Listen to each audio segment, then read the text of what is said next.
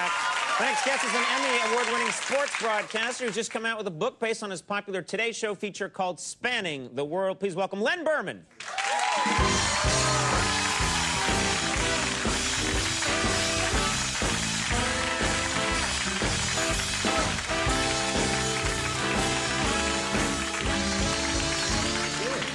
Now, Len, let's compare jobs for just a moment. Yeah. I get to interview people here in this beautiful, open-windowed penthouse apartment.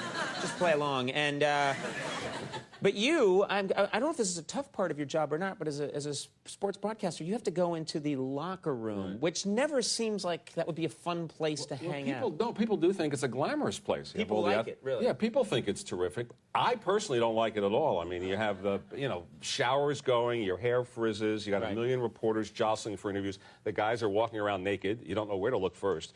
And actually, you should know where to look first.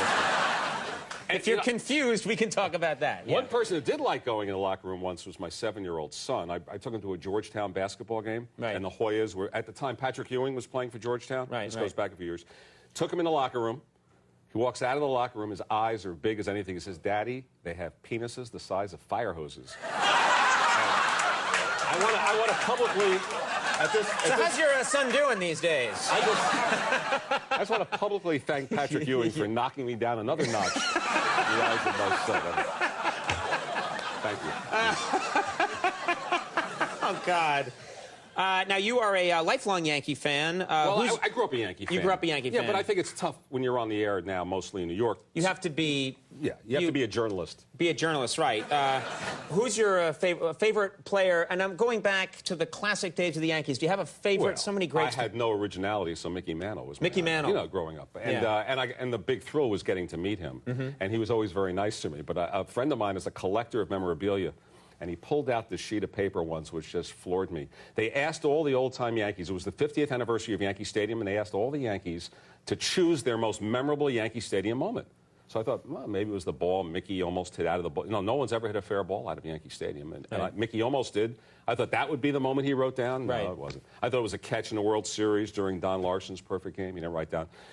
In intricate detail, he described his favorite Yankee Stadium moment and involved the young lady under the bleachers between games of a doubleheader, which You're kidding, really? And he wrote it very, I don't want to go into all the details. It was a very presidential moment, and he said at the end, he said, he signed it, and he signed this affidavit, Mickey Mantle, the All-American Boy. Right. So how can you not have a hero like that? I mean, Now, in this book of yours, you talk about changes you'd like to see in sports.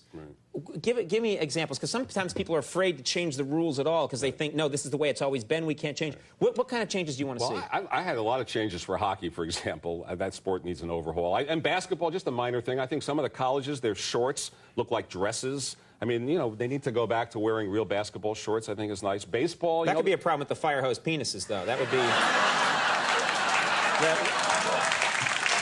They get too short, and then there's a dangling, and then you got a problem. No need for me to mime that. That's the origination of the law. Very nice. I know you're a sports guy at heart. The other thing is that in baseball, there actually is a rule. I know a lot of people don't know that if there's nobody on base, the pitcher has to throw the next pitch within 20 seconds. Right.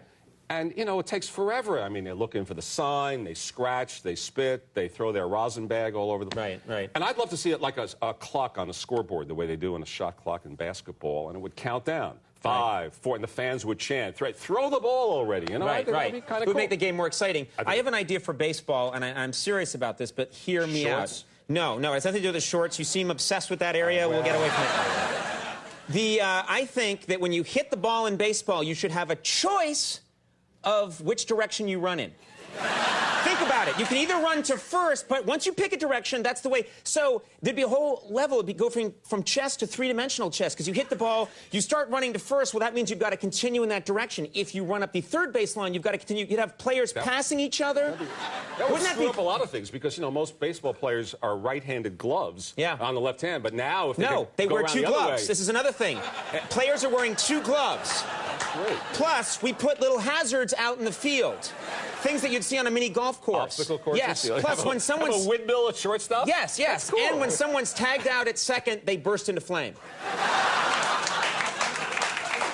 That's a game I would watch. got ideas. I'm just annoyed I didn't think of that. That's going to be in the paperback edition. That's cool. Under the Conan's Idiotic Ideas section. Len Berman, Spanning the World, is in stores now. Len, thank you so much. You. Always great to have you on the show. We'll take a break. We'll be right back. Well, that's our show. I do want to thank all my guests. Stay tuned for Last Call with Carson Daly. Bye, everybody. Goodbye.